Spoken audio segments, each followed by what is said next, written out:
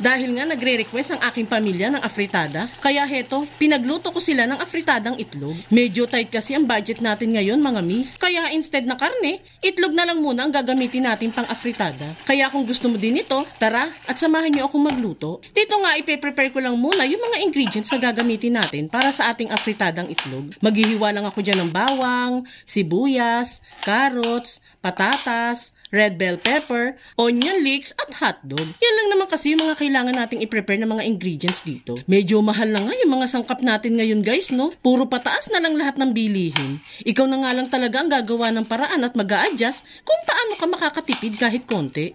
Kasama na nga sa pagtitipid ko itong pagluluto ng itlog. Bali, ang ginawa kong paglalaga dyan ay isasabay ko na lang sa pagluluto ng sinaing. That way kasi, makakatipid na tayo sa oras, makakatipid pa tayo sa gas. Kaya kung sakali magluluto kayo nito, isabay nyo na lang sa isasaing ang mga itlog para tipid. Kapag okay na nga lahat ng sangkap, pwede na tayong magluto. Dito sa kawali natin, maglalagay lang tayo ng medyo maraming mantika. Ipa-fan fry kasi natin yung mga hotdog, carrots, patatas at red bell pepper. Ito kasi yung madalas na ginagawa kapag nag-aafritada, kaya ginaya ko na lang. Mga mi, kung sakali nga po palang nakaabot kayo sa part ng video nating ito, ibig sabihin po niyan interesado kayo sa afritadang itlog recipe na sinishare natin today. Kaya kung sakali pong magugustuhan ninyo ito, pusuan at ishare mo naman po itong recipe natin para naman marami ang makaalam ng recipe natin. Mag-iwan ka na din pala dyan ng comment kung taga saan ka para naman mapasalamatan kita sa panonood mo sa aking video. Salamat po!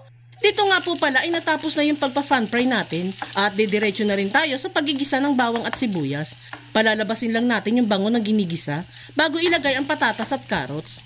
Hahaluin at igigisa lang natin ang mga gulay, then saka tayo maglalagay ng patis, paminta at seasonings. Medyo adjust nyo na lamang po yung mga pampalasa natin dito guys ha. Iba-iba naman po kasi tayo ng panlasa pagdating sa pagkain. Kapag nga nahalo-halo na ang mga pampalasa, pwede nang ilagay dyan ng tomato sauce, tubig at konting toyo para naman maging dark ng konti ang ating sauce dito. Tira lang po namin yung tomato sauce dyan guys. Mga nasa 1 cup po siguro yung nailagay ko dito. Haluin lang ng konti yung niluluto at pakukuluin muna natin yan hanggang sa malapit ng lumambot ang mga gulay. After nga ng ilang minuto ay lumambot na ang mga gulay. Pwede na natin dyang ilagay ang hotdog at itlog. Haluin pa natin yan ng mga ilang minuto para naman mas kumapit ang sauce sa itlog at hotdog.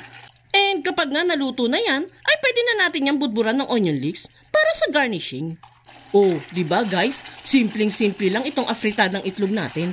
Pero wag ka, sure ako magugustuhan ng buong pamilya mo ito once na matikman nila yan. Kaya itag nyo na mga friends and loved ones ninyo at try nyo na ding magluto nito.